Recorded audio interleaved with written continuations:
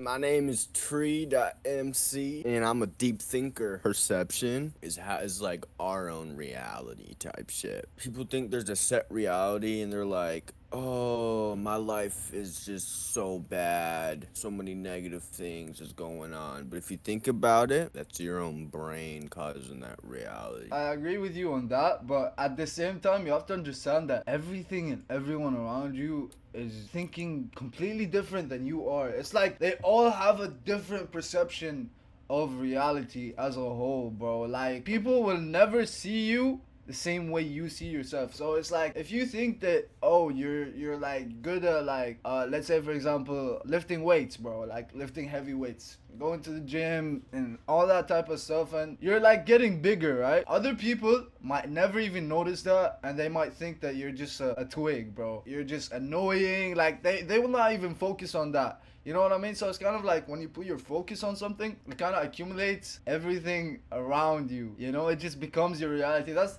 why they say like your thoughts end up being your reality. You know what I mean? Your perspective is life. If you think about it, bro, if you truly think about it, you could kind of figure that we're kind of living in a simulation, you know what I mean? Your brain is interpreting everything around you. So without your brain analyzing and interpreting everything around you, there would be no life. Pretty much. Does that make sense?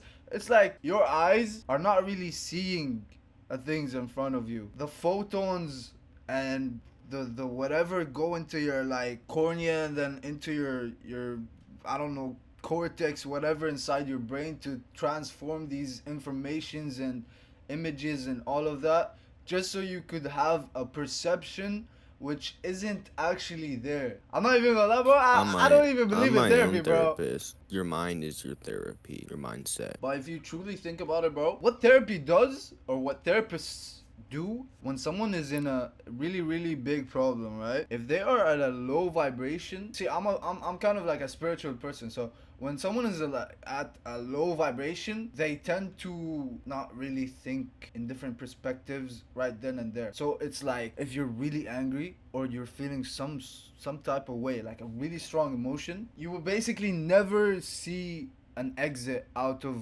your situation. Like you will never look for a solution. Even if you try to, you're gonna feel like it's impossible to have a solution. So what therapists do is they basically guide you from a different perspective to where you could kind of start to see the different outcomes that you could go on with your problem. Whether it's depression, any sort of emotion. Like life is really just basically controlling your emotions. If you're bad at it, bro, you're gonna be bad at life. If you're good at it, you're gonna be good at life. It's all about mindset, to be honest. What do you mean mindset? Controlling emotions is a big part of your mindset. That's what Well, like contributes to it. mindset, as in being able to like have a negative put in your face, and then you turn it into a positive.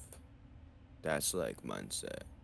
But isn't that the same thing as controlling your emotions? Basically, yeah. But it's like it's also a mindset kind of just shifts the way you view things, and it kind of just like changes your reality. When you go through life, when you go through enough life experiences, you get to that point where you elevate emotionally, mentally, and spiritually to where you can kind of understand life way more. It's kind of like when you see old people and you talk to them, you kind of feel that they are really happy and content with their life. And the main reason for that being is that they understood after all of these years of living and going through life experiences that nothing is really worth worrying about.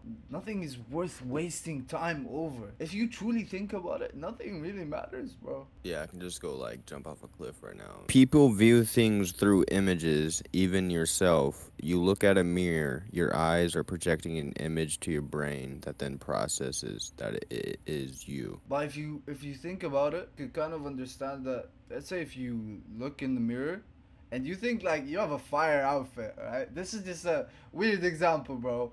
If you have a fire outfit and you go outside, people are still gonna criticize you and view you in a very, very different perspective. Have you ever had an argument with someone or seen an argument? You don't really know why it's happening or what started it. So, say you and I are arguing, right? What's happening is our brains are competing with each other because like my brain, we're kind of competing about it's no arguments like who's right and who's wrong. That's what arguments really are, right? Yeah. So it's my brain is believing stuff because I think everything I know is true and you think everything you know is true. So what's happening is we're trying to shift that belief and that's what makes people argue. At the end of the day, it's just really you and your thoughts. It's you against your thoughts, and nothing will change that. Because anything that happens to you that contributes to your emotions is because of you. Because let's say you're walking down the street and some guy just passes by and cusses you out of the blue, bro. Like, cusses your entire family tree, bro. One by one, digging them balls deep in. Alright? Who's affected? You are. Why are you affected, bro? See, it's kind of the same situation when you walk past some barking dogs, alright? If you walk by a dog that barks at you, do you care? No. Are you gonna continue with your life? Yes, you will. See, that's what I don't get about people, because people get too stuck up in their brain to the point where they forget how tiny they are in this world, bro. Like, you are so tiny that exactly. That point proven, bro. That's what I'm talking about. I'm not gonna lie, bro. I'm very bad at deep talks, bro. Like, I spit some facts, bro, but I can't keep it up, bro. I Cause can like spit facts, but like it'll just take me a moment to spit. that's what I'm also saying. another thing I want you to give me your thoughts on it. Alright, the way I am personally, as in like not taking anything seriously, always joking around, messing around, even if in deep conversations.